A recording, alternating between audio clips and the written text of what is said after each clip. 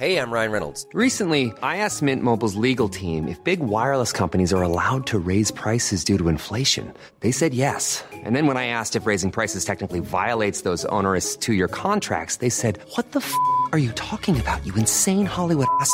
So to recap, we're cutting the price of Mint Unlimited from $30 a month to just $15 a month. Give it a try at mintmobile.com/switch. $45 upfront payment equivalent to $15 per month. New customers on first 3-month plan only. Taxes and fees extra. Speed slower above 40 GB. See details. Bonjour, ici Patrick Pierrat, éditeur d'Info Bref. Voici l'essentiel des nouvelles en ce mercredi 11 décembre. Donald Trump a présenté Justin Trudeau comme s'il était le gouverneur de l'État du Canada.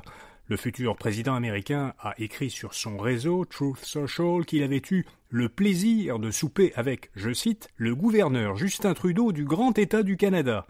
Trump a ajouté qu'il se réjouissait de revoir bientôt le gouverneur, a-t-il écrit, pour poursuivre des discussions approfondies sur les tarifs douaniers et le commerce.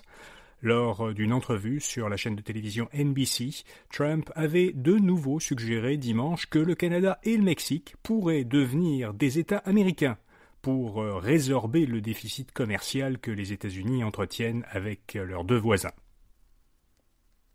Le déficit du gouvernement fédéral canadien pourrait dépasser 40 milliards de dollars cette année.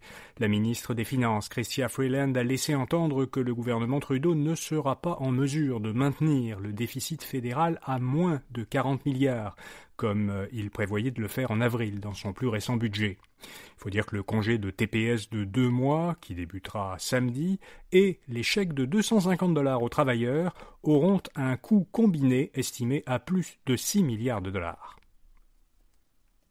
Les négociations entre Québec et Terre-Neuve et Labrador concernant la centrale de Churchill Falls seraient sur le point d'aboutir.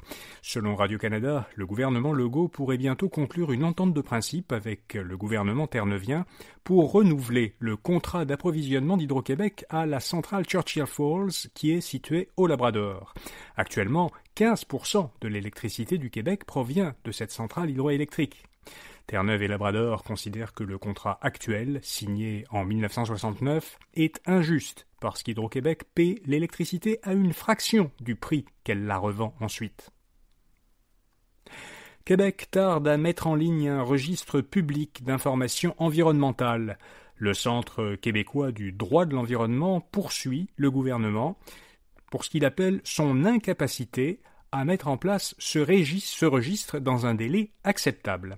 Le registre public d'informations environnementales est attendu depuis l'entrée en vigueur en 2018 de la loi sur la qualité de l'environnement. Le gouvernement devait y publier des données sur les enjeux environnementaux des projets et des activités industrielles.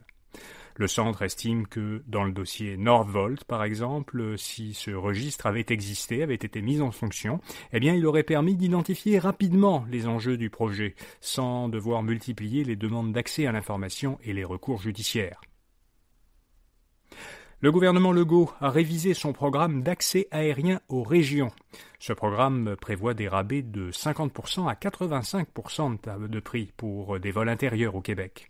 La première version du programme avait été critiquée parce qu'elle offrait des rabais uniquement sur des vols qui transitaient par les aéroports Montréal-Trudeau, Jean-Lesage ou Saint-Hubert. La version révisée permettra, à compter du 3 février, de bénéficier de rabais pour tous les vols intérieurs au Québec. Des détaillants québécois accusent Temu et Shein de concurrence déloyale. Dans une lettre adressée à Justin Trudeau et François Legault, le Conseil québécois du commerce de détail et une vingtaine de détaillants ont dénoncé l'absence de régulation envers les pratiques commerciales des géants chinois de la vente en ligne, comme Temu et Shein. Les signataires accusent ces deux entreprises chinoises de vendre des produits à bas prix sans respecter les mêmes normes environnementales, de qualité et de sécurité que les commerces locaux. Ils demandent au gouvernement fédéral et provincial d'appliquer une régulation équitable.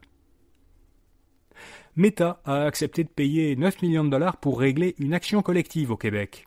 La société mère de Facebook est visée par une action collective pour avoir violé le droit à la vie privée des Québécois qui ont un compte Facebook depuis juillet 2012. Selon l'agence La Presse canadienne, l'entreprise américaine a signé en août une entente de règlement de 9 millions de dollars.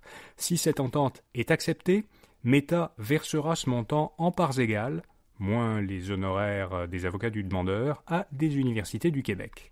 L'entente doit encore être approuvée en février par la Cour supérieure du Québec. LinkedIn a suspendu l'entraînement de ses modèles d'intelligence artificielle générative sur les Canadiens. Plusieurs médias ont récemment rapporté que le réseau social professionnel de Microsoft entraînait ces modèles avec les données de ses utilisateurs. Le commissaire à la protection de la vie privée du Canada a par la suite indiqué qu'il se penchait sur les modèles d'IA de LinkedIn. Et LinkedIn a suspendu l'entraînement de ces modèles d'IA afin de collaborer avec le commissariat. Une jeune pousse montréalaise obtient un important financement pour son logiciel d'IA qui est destiné aux recruteurs. Hiring Branch a développé un logiciel qui utilise l'intelligence artificielle pour aider les recruteurs à évaluer les compétences humaines des candidats. Cet outil leur permettrait de retenir les candidats qui répondent le mieux aux critères d'embauche. La société vient d'obtenir un financement de 5 millions de dollars, mené par une division de la Banque française Crédit Mutuel et auquel ont participé Exportation et Développement Canada et Ange Québec. Et puis le gouvernement Legault veut faire du hockey le sport national du Québec. C'est ce qu'a rapporté hier un chroniqueur politique du 98.5 à Montréal. L'information a ensuite été confirmée par Le Devoir. Le ministère de la Culture étudierait actuellement la question. Un projet de loi pourrait donc être prochainement déposé pour que le hockey devienne officiellement le sport national du Québec. Le hockey est déjà le sport national du Canada depuis 1994. Voilà, vous savez l'essentiel. Bonne journée et à demain matin. Every idea starts with a problem. Warby Parker's was simple. Glasses are too expensive. So, they set out to change that.